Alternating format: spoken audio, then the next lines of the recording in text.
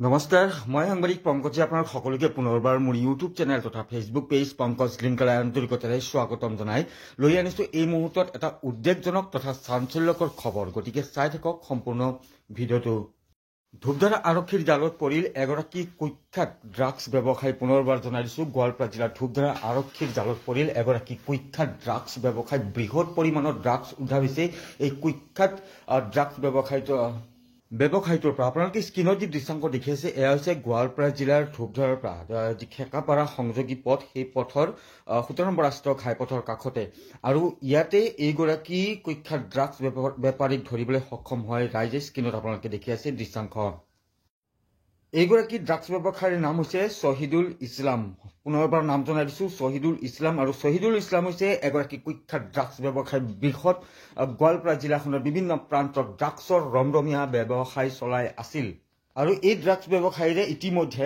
বহু যুৱকৰ যি জীৱন সেই জীৱন আচলতে ধ্বংসৰ মুখলৈ ঠেলি দিছে এইগৰাকী কুখ্যাত ড্ৰাগছ ব্যৱসায়ী হালধীয়া ৰঙৰ স্পৰ্টিং পিন্ধি আছে এইগৰাকী যুৱক আপোনালোকে দেখি আছে আৰু আচলতে কেনেদৰে এইগৰাকী কুখ্যাত ড্ৰাগছ ব্যৱসায়ী গোৱালপাৰা জিলাৰ ধূপধাৰা আৰক্ষীৰ জালত পৰিল সেই সম্পৰ্কত মই আপোনালোকক জনাই দি আছো যোৱাকালি ধূপধাৰা আৰক্ষী থানাৰ অন্তৰ্গত যি গুলিয়ানপাৰা সেই গুলিয়ানপাৰালৈ যোৱা পথত এগৰাকী যুৱকক নিজৰ বাইকেৰে এইগৰাকী শ্বহীদুল ইছলামে ড্ৰাগছ দিব আহিছিল আৰু এই শ্বহীদুল ইছলামে সেই প্ৰান্তত আচলতে বহুদিনৰ পৰা ঘূৰি থকা দেখি একাংশ স্থানীয় লোকৰ সন্দেহ উপজিছিল আৰু তেওঁলোকে প্ৰায় শ্বহীদুল ইছলামক চুপা দি আছিল যোৱাকালি ঠিক শ্বহীদুল ইছলাম আহোঁতে সেই কেইজন লোকে আচলতে শ্বহীদুল ইছলামক পকেটৰ পৰা কিবা এটা উলিয়াই আন এজন যুৱকক দিয়াটো দেখিছিল আৰু যুৱকজনে টকা দিয়াটো দেখিছিল শ্বহীদুল ইছলামক তাৰপিছতে তেওঁলোকে দৌৰা দৌৰি কৰি আহে শ্বহীদুল ইছলামক ধৰিবলৈ আৰু যিগৰাকী যুৱকে ড্ৰাগছ প্ৰয়োগ কৰিছিল সেইগৰাকী যুৱকক কিন্তু লোককেইজনক দেখা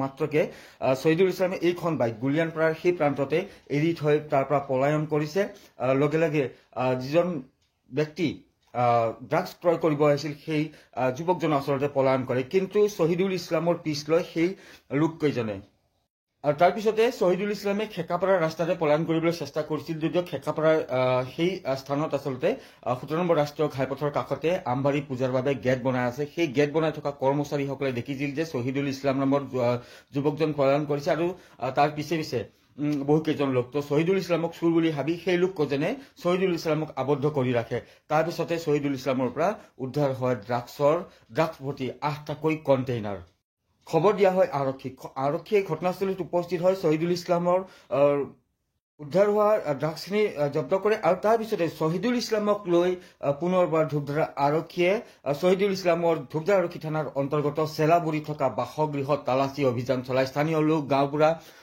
যি ভিডিপি পাৰ্টি আছে ভিডিপি পাৰ্টিসকলক লগত লৈ শ্বহীদুল ইছলামৰ বাসগৃহত অভিযান চলায় আৰু এই অভিযান কালত বৃহৎ পৰিমাণৰ যি ড্ৰাগছ সেই ড্ৰাগছ উদ্ধাৰ কৰিবলৈ সক্ষম হয় আৰক্ষীয়ে শ্বহীদুল ইছলামৰ বাসগৃহত চাউল আৰু মুড়ি থোৱা যি পাত্ৰ আছে সেই পাত্ৰৰ ভিতৰৰ পৰা আচলতে লুকুৱাই থোৱা অৱস্থাত এনেদৰে বৃহৎ পৰিমাণৰ ড্ৰাগছ উদ্ধাৰ কৰিবলৈ সক্ষম হয় আৰক্ষীয়ে 60টাকৈ ড্ৰাগছ ভৰ্তি কণ্টেইনাৰ উদ্ধাৰ কৰিছে 52টা খালী কণ্টেইনাৰ উদ্ধাৰ কৰিছে আৰু ইয়াৰ লগে লগে সুকীয়াকৈ 2টাকৈ চাবোনৰ বাকচত ড্ৰাগছ ভৰ্তি 2টাকৈ পেকেট উদ্ধাৰ কৰিবলৈ সক্ষম হৈছে ধূপধাৰা আৰক্ষীয়ে স্ক্ৰীনত আপোনালোকে দেখি আছে এনেদৰে আচলতে বৃহত্তৰ ধূপধাৰা অঞ্চলত বহুদিনৰ পৰাই ড্ৰাগছ ব্যৱসায় কৰি যুৱ প্ৰজন্মক মৃত্যুৰ মুখলৈ ঠেলি দিয়া ধ্বংসৰ মুখলৈ ঠেলি দিয়া এইগৰাকী কুখ্যাত ড্ৰাগছ ব্যৱসায়ী অৱশ্যে অৱশেষত আৰক্ষীৰ জালত পৰিবলগীয়া হ'ল আৰু শ্বহীদুল ইছলামৰ ঘৰৰ পৰা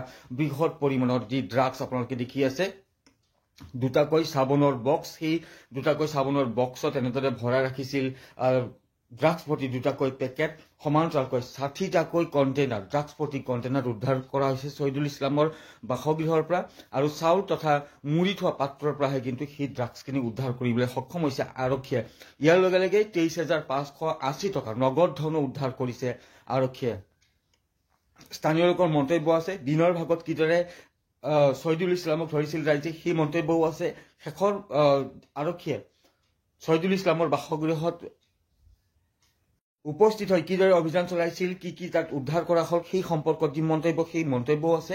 আৰু এনেদৰে স্থিৰ কৰা পৰিলক্ষিত হ'ল। আৰু ইয়াৰ ধূপধাৰা থানালৈ লৈ গৈ থকা পৰিলক্ষিত হ'ল এইগৰাকী কুখ্যাত ড্ৰাগছ ব্যৱসায়ী শ্বহীদুল ইছলামক।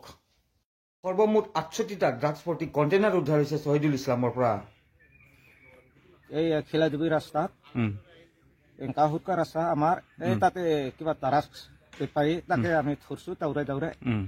তাৰপিছত সেই ওলাইছিলে তাৰ হেৰিত কিবা কাহকক আৰু ল'বা চান্স নাপাল। আমি তাতে ঠিক ঠাক আহি পাইছোঁ। মই ক'ব লগা এইখিনি। তাৰপিছত কেনেকৈ ধৰিলে? দৌৰাই দৌৰাই ধৰছোঁ ঠেকাপাৰা ৰাস্তাত। ঠেকাপাৰা ৰাস্তাত দৌৰাই দৌৰাই ধৰছে। আপোনালোকে এটা কাম কৰি আছে? নহয়, আমি তাৰমানে দোকানো আছিলোঁ। দোকানৰ হাত আৰু দোকানৰ পৰা সদায় লক্ষ্য কৰি আছোঁ ইমানটো। আমি লক্ষ্য কৰি থকা আৰু তাৰপিছত হেৰি কৰে না, আমি আজি আৰু সুৰকা দেখা পালোঁ। সুৰকা দেখা পোৱাৰ পিছত হেৰি কৰিলোঁ, দৌৰাই দৌৰাই আহি না ওচৰৰ সুধিছিলোঁ আমি। সুধি পিনে তাৰপিছত এই ভয়তে যি দাউৰ আৰু ইয়াত কাম কৰি থকা মানুহকেইটা নহ'লতো ঠেকাপাৰা ৰাস্তা কাম কৰি থকা মানুহকেইটা নহ'লতো ধৰাই নাপালোঁ। মানে আপোনালোকে ধৰছে? ড্ৰাগছ পাইছে তাৰ লগত? তাৰ আছে। হয়, কিমান মান আছে এতিয়া? 6টা নে 7টা ফুল আছে। সৰু সৰু সৰু সৰু বটল এই চিচি নিচিনা। আৰু খালি 6টা না 5টা আছে। মানে ড্ৰাগছ গ্ৰাহকক দিব আহিছিল? গ্ৰাহকক দিব আহিছিল। পইচা দিছিল তাৰমানে? গ্ৰাহকজনে পইচা দিছিল? দিছিল বোলে 200 টকা। ল'বা চান্স নাপাল। সেইকাৰণে আমাৰ কৰা হ'ল। এই পল আছিল, পলত দৌৰাই দৌৰাই ধৰা হ'ল। আমাৰ ক'ব লগা মোৰ এইখিনি। কি হ'ল কওকচোন? হয়, নমস্কাৰ। আমি চেলাবৰী গাঁৱৰ গাঁওৰক্ষী বাহিনীৰ মই সভাপতি, তেখেত সম্পাদক। এতিয়া কথা হৈছে কি, আজি তাৰমানে 6 এপ্ৰিল, আজি আমাৰ ধৰা আৰক্ষী চকীৰ পৰা আৰক্ষী চকীৰ অন্তৰ্গত মানে আমবাৰী জিপিৰ আমবাৰী প্ৰাৰ্থী ধনতলা প্ৰথম খণ্ডৰ শ্বহীদুল ইছলাম বুলি ল'ৰা এজন, তেখেতে ড্ৰাগছ পেডলাৰ হয়। আৰু তেখেতে ড্ৰাগছ পেডলাৰ কৰি থকাৰ সময়তে আমাৰ ধূপধাৰা আৰক্ষী চকীৰ অন্তৰ্গত গুলিয়ানপাৰাত ধৰা পৰে। তাৰ পৰা ৰাইজে পদস্থ কৰাত আমাৰ আৰক্ষী বিষয়াজনে আহি তেওঁৰ সহকৰ্মী সহকাৰে আহি তেখেতক কাৰ্যত কৰিবলৈ সক্ষম হয়। আৰু আহি কেনে তেখেতৰ ঘৰ চাৰ্চ কৰাৰ কাৰণে আমাক লৈ আহে ইয়াত। লৈ অহাৰ সময়তে আমাক মেইন উইটনেছ হিচাপে ৰাখি বা ৰাইজৰ 2-4জনো আছিলে ইয়াত। তেখেতসকলক আমি মানে সম্পূৰ্ণভাৱে চেকিং কৰাৰ পাছত আমি তেওঁ সহকাৰে আমি ঘৰৰ ভিতৰত তেখেতৰ প্ৰৱেশ কৰোঁ। আৰু প্ৰৱেশ কৰাৰ পাছতে আমি দুয়োটা ঘৰে ৰেড কৰাৰ পিছত তেখেতৰ চাউলৰ হাৰিৰ পৰা, মুড়িৰ হাৰিৰ পৰা বা ধানৰ বস্তাৰ পৰা আমি বহুকেইটা কণ্টেইনাৰ ড্ৰাগছৰ কণ্টেইনাৰ জব্দ কৰিবলৈ সক্ষম হওঁ। ড্ৰাগছ ভৰ্তি কণ্টেইনাৰ, ফুল কণ্টেইনাৰ। আৰু লগতে কিছু খালী কাৰ্টুজো আমি মানে কণ্টেইনাৰো আমি পাওঁ। আৰু ইয়াতে ড্ৰাগছৰ 2টা পেকেট পোৱা যায়। চাবোনৰ বাকচত 2টা পেকেট পোৱা গৈছে। আৰু লগতে তেখেতৰ মানে সেই চাউলৰ হাৰিৰ পৰাই আমি কিছু পৰিমাণে টকা জব্দ কৰিবলৈ সক্ষম হওঁ। টকাটো 23,680 টকা হয়। আৰু এইখিনি 580 টকা, 23,580 টকা আমি জব্দ কৰিবলৈ সক্ষম হওঁ। আৰু এইখিনি লৈ এতিয়া মানে আমি মেইন উইটনেছ হিচাপে ইয়াতে তেওঁৰ ঘৰত ইনকুৱাৰী কৰি আছোঁ। কওকচোন কেইটা আছিল ভৰ্তি? কণ্টেইনাৰ ভৰ্তি আছিলে, ড্ৰাগছৰ কণ্টেইনাৰ ভৰ্তি আছিলে 60টা আৰু খালী আছিলে 52টা। আৰু চাবোনৰ বাকচত 2টা পোৱা গৈছে, 2টা পেকেট পোৱা গৈছে। হয়, এইখিনি পোৱা গৈছে। হ'ব।